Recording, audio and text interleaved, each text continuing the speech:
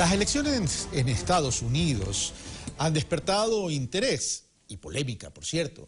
Un candidato como Donald Trump por el Partido Republicano daría la impresión que tiene todas las posibilidades de llegar a la final. El tema es, si Donald Trump ganase las elecciones, ¿qué influencia o qué impacto tendría en la geopolítica? Para tratar este tema, lo he invitado al doctor Francisco Sierra Caballero, quien es director de la CISPAL. Francisco, muy buenos días, gracias por estar con nosotros. Buenos días, Carlos. ¿Donald Trump patea el tablero de la política de Estados Unidos, Francisco? Aparentemente sí, desde el punto de vista del Partido Republicano. Los históricos dirigentes del partido no han aceptado de buen grado, pero es quizá una transformación del escenario político aparente. Digo aparente porque en el fondo los finalistas de este proceso de elección, tanto Clinton como Donald Trump, representarían el poder fáctico que ha estado permaneciendo en el gobierno de los Estados Unidos. Por ejemplo, con Obama, que aparentemente era una transformación o una transgresión del sistema político estadounidense por la elección multitudinaria de las bases, y que sin embargo, desde el punto de vista de la política económica, del lobby y hegemonía de Wall Street, no varió ni un ápice los poderes fácticos que dominan la política en Estados Unidos. Pero con el perfil de un candidato como Donald Trump, y en el caso que sea presidente, ¿esto no se podría intensificar aún más todavía? Hay un escenario que es importante señalar, que es la pobreza, el incremento de la pobreza en Estados Unidos, la situación económica que puede llevar a una suerte de política nacionalista e incluso de extrema derecha, pero recordemos que el Tea Party ha estado a punto de dominar en las anteriores elecciones el escenario del Partido Republicano, y que ese sector popular que está apoyando a Donald Trump es fruto de esa situación de pobreza y marginación que lleva a un nuevo liderazgo en el Partido Republicano no tradicional, si podemos llamarlo así. Si Donald Trump ganase las elecciones, ¿tú crees que tendría mayoría en el Congreso y en el Senado? Previsiblemente el escenario y las encuestas dan ganadora a Hillary Clinton en ese escenario de confrontación de los dos candidatos. Y esto cambiaría evidentemente el escenario. Quizá lo preocupante es lo que pueda tener de efecto especialmente para México, que se vería muy afectado por un liderazgo de Donald Trump y de imponer una política migratoria que hay que recordar no se ha cumplido en las promesas de Obama y que es histórico en el caso de las relaciones bilaterales con México. Ahora, pero un evento de Donald Trump presidente, aunque tú me dices que más probabilidades en una final tendría Hillary Clinton, Latinoamérica. ¿Cuál sería la visión de Donald Trump o la relación con Latinoamérica, considerando que la forma y el estilo de Donald Trump es básicamente, si es que antes Latinoamérica se lo veía como un patio trasero, esto sería mucho más que trasero? En eso efectivamente no habría una variación significativa, salvo quizá el caso de las relaciones diplomáticas con Cuba. Pero hay que ser consciente que hay un desplazamiento.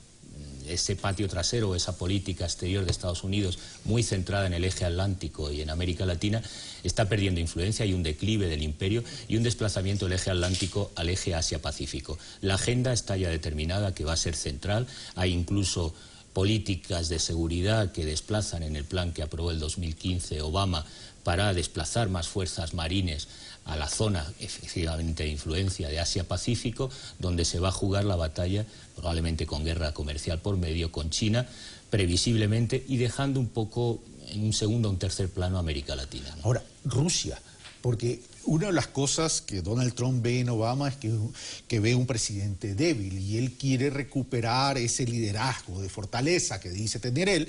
Y en el tema de la relación con Rusia, ¿cómo sería? Porque esto tendría sí un impacto en el tablero geopolítico. Eso es lo que nos preocupa a todos los analistas desde el punto de vista de lo que va a suceder en el escenario.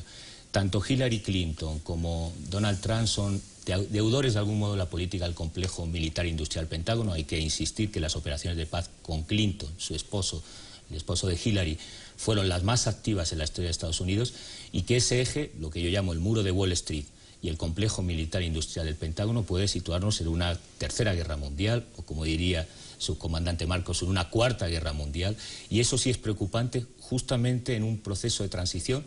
Las guerras que vienen no van a ser del petróleo, esto ya está diagnosticado, van a ser las guerras del agua. En eso nos afecta la posición de Estados Unidos, por los acuíferos, por la Amazonía, y son las reservas básicas y estratégicas para la humanidad la que va a estar en disputa. Quizá la situación con Rusia en ese escenario, que es muy convulso, pueda llevarnos a esas guerras, o la última guerra del petróleo, del gas, de los, digamos, crudos históricos de los que ha dependido la economía mundial, pero en ese escenario me preocupan las que vienen y las que están anticipando para América Latina el propio Pentágono. Pero una estrategia es seguir debilitando al adversario, y en ese sentido los precios del petróleo, del gas, afectarían en el presente a Rusia, es decir, para tenerlo distraído casa adentro y no dentro del tablero de la geopolítica. Es decir, se profundizaría aún más la crisis del petróleo y del gas a efectos de debilitar a los países que considerarían adversarios dentro de esta guerra geopolítica. Temporalmente no creo que quede mucho margen para mantener esa política de presión a los países productores, por varias razones. La economía está interconectada y eso afecta también a la propia actividad comercial, cuyo balance es bastante desastroso de Estados Unidos, y por tanto, de no activar la economía, de mantener esos precios, estaría afectando a las propias relaciones comerciales de Estados Unidos. Creo que temporalmente es insostenible y que con las acciones de OPEC previsiblemente haya una revaluación del precio del barril, y lo que sí veremos es la emergencia de estos nuevos conflictos emergentes. Quizá esa paz y la propia intervención de Rusia va a situar una tensa calma, esperemos, porque hay otros actores internacionales ante la caída del peso de poder de Estados Unidos que podrían afectar a la paz en esa zona, y desde luego la emergencia de los nuevos conflictos por el agua en esa transición del eje atlántico al eje pacífico y a las nuevas situaciones de recursos vitales para la economía mundial. ¿Y en el tema Medio Oriente?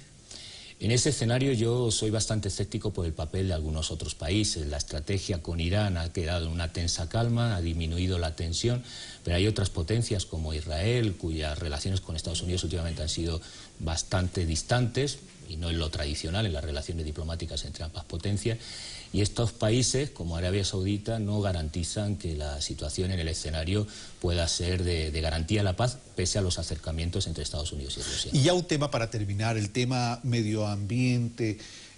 Los países contaminantes autodenominados países desarrollados, yo no consigo países desarrollados cuando han transgredido todas las normas de ética medioambiental, pero bueno, eso ha sucedido, no se han comprometido.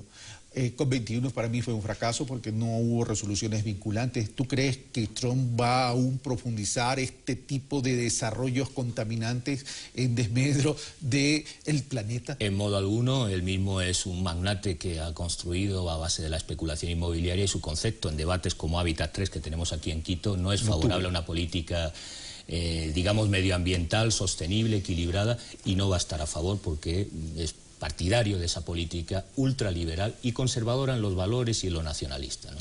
Francisco Sierra Caballero, muchas gracias. A propósito, en la CISPAL el día de hoy hay un evento sobre comunicación política, así que todos invitados a participar y asistir a la CISPAL aquí en la ciudad de Quito para estar en este evento de comunicación política, por cierto, importantísimo, sobre todo con las elecciones del 2017.